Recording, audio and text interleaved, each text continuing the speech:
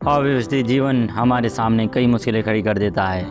इनमें से एक मुश्किल है कि हमारा समय न चाहते हुए भी अनावश्यक रूप से बर्बाद होता है, और दुखद बात यह है कि हम खुद ही इसके लिए दोषी होते हैं। तो दोस्तों, समय के सर्वश्रेष्ठ उपयोग का नवा सिद्धांत स्वयं को व्यवस्थित करें। अब वो कैसे?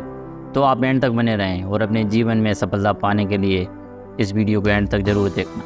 और जो व्यक्ति 1 घंटा भी बर्बाद करने की हिमायत करता है वह जीवन के मूल्य को नहीं समझ पाया है। ये एक चार्ल्स डार्विन कहते हैं। इसलिए समय के सर्वश्रेष्ठ उपयोग का नया सिद्धांत स्वयं को व्यवस्थित करें। अब अव्यवस्था का सबसे आम उदाहरण है कि किसी कागज या फाइल का ना मिलना। अनुमान है कि ऑफिस में काम करने वाले लोग किसी कागज या फाइल को खोजने में हर दिन लगभग 30 मिनट बर्बाद करते हैं। आलस या जल्दबाजी के कारण हम किसी चीज़ को सही जगह पर नहीं रखते हैं और फिर उसे खोजने में ऑफिस और घर को अस्त व्यस्त कर देते हैं।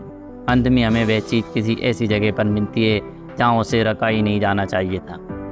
अब दोस्तों, अव्यवस्था का एक और रूप है बीमारी। असंतुलित भोजन, अनियमित नींद, चिंता, तनाव और हानिकारक आदतों की वजह से अक्सर हम खुद ही बीमारी को आमंत्रित करते हैं।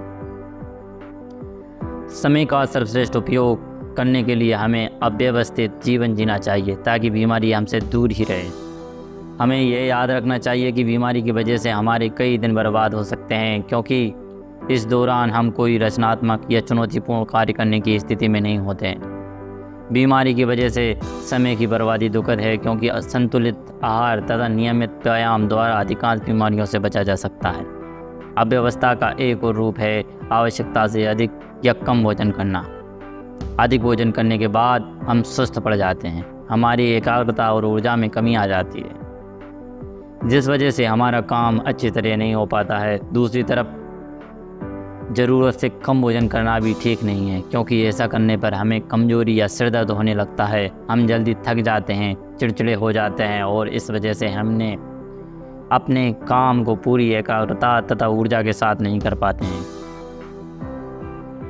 अव्यवस्था का एक और रूप है अनावश्यक चर्चा, चाहे वह चर्चा प्रत्यक्ष हो या अप्रत्यक्ष। जैसे फ़ोन पर चर्चा करने से पहले यदि हमारे पास आवश्यक बातों की बिंदुवार योजना हो तो चर्चा सार्थक होती है, परंतु अगर हम फ़ोन पर गैर ज़रूरी बातें करते रहें तो ज़रूरी बातें भूल जाएं, तो निश्चित रूप से ये हमारी लापरवाही का सचूक सूचक और समय की बर्बादी का उदाहरण है।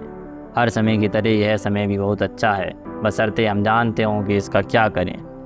तो दोस्तों, अव्यवस्था का एक और आम उदाहरण है कि बिना अपॉइंटमेंट लिए किसी से मिलने चले जाना।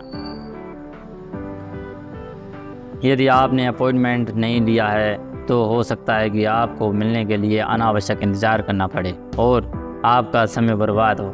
यह भी हो सकता है कि सामने वाला आपसे मिलने ही नहीं और आपके आने जाने का समय पूरा बर्बाद हो जाए। यह ध्यान रखिए कि अगर आपकी दिनचर्या व्यवस्थित है तो आपका जीवन भी व्यवस्थित होगा, और अब आपका जीवन व्यवस्थित होगा तो आप सहजता के से समय का सर्वश्रेष्ठ उपयोग कर पाएंगे।